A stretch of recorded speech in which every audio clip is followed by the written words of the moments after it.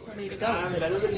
Just we were talking to the guys after the game the other day. Why has it been so difficult to try and build momentum off of games, say like Toronto? What do you guys need to do to just kind of get things going here?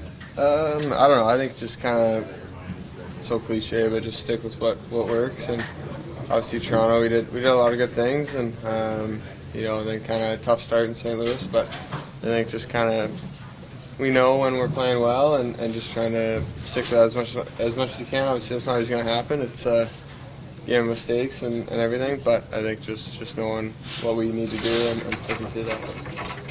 Patrick Kane signing with Detroit, he's a huge deal to guys that are like 5 to 10 years older than you. What does he mean to your generation? Yeah, he's huge. I mean, he's obviously one of the best players ever play, and growing up getting to watch him, I mean, stuff he do on a nightly basis, it's pretty remarkable.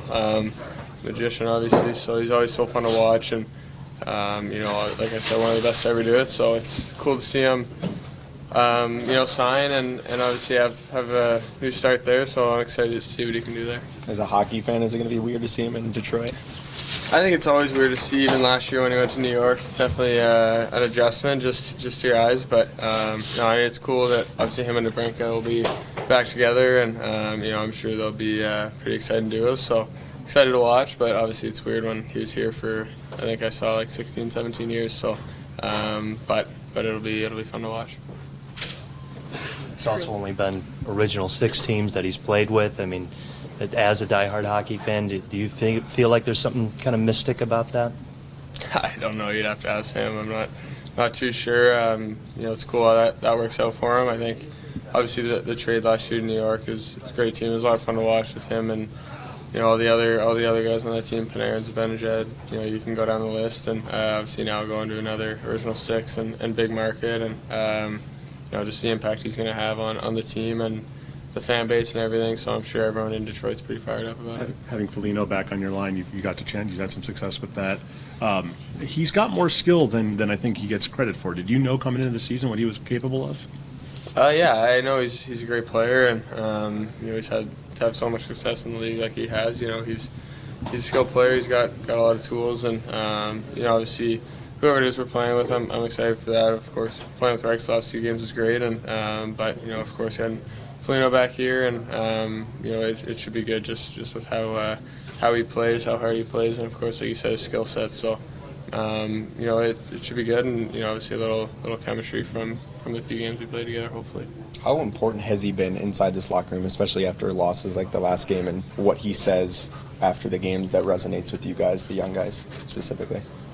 Yeah, it's big. I think not just for the young guys, but for everyone. I mean, he's someone, like I said, he's been in the league for a long time, and he's been on winning teams and been the captain of good teams, and just hearing what he has to say and hearing kind of from his experiences and what he knows to be successful. It's good for us, and obviously for myself, only playing 20 games in the league so far, and getting to have someone like that is great.